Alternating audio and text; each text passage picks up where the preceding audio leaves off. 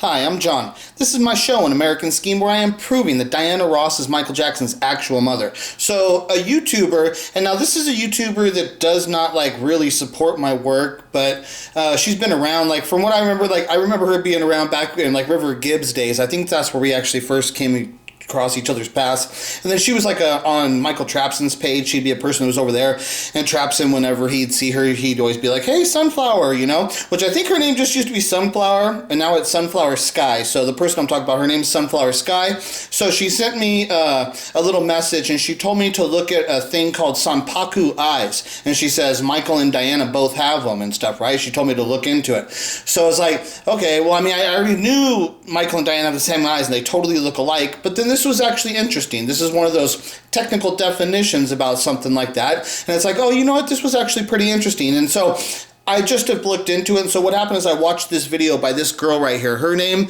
appears to be the Witchypreneur, like entrepreneur, but it's the Witchypreneur. Okay, so this is a YouTuber, this girl, the Witchypreneur. And so what I'm going to do is I'm gonna play her video here with her speaking, and I'm gonna put a picture up of Michael and Diana while she's speaking, and I'll just let her describe to you about what these Sanpaku eyes are, right? And so it'll be pretty cool and stuff, right? So here we go. Let's go ahead and get this started. Ooh, I almost turned off the video camera. It's like, oh, I do that sometimes. I'm going to go click on where I need to play on the video, and I'll click off the video camera. I just do stuff like, okay, so here we go. Let's go ahead and get this started. I am excited to be talking about this topic. This is a topic that I have been fascinated with for a very long time, and it is Sanpaku eyes. So what is Sanpaku eyes? Sanpaku eyes literally mean three whites. So usually when you look at a person, you can just see to the sides of their iris. And if you have Sanpaku eyes, you'll be able to see three whites. So instead of just seeing whites on the sides of the iris, you'll be able to see whites either at the very bottom of the iris or at the top. And they both mean very different things. And Sanpaku has been around for a really long time, but it actually didn't become popular in the West Coast until about the 1960s, when this Japanese author named George Osawa, I'm not sure if I'm saying his last name correctly, I'm sorry if I'm not, George Osawa basically started predicting the deaths of very famous people such as JFK and Marilyn Monroe, just solely based off of their Sanpaku eyes. And that's when it really took off, and people were like, oh, this thing is legit. So let's talk a little bit more about the spiritual meaning. And basically this is just a form that has been around for a very long time. It's been used, especially in Asia, to do such things as face readings, and your eyes, especially having Sanpaku eyes, can determine your fate just solely based off of having Sanpaku eyes or not.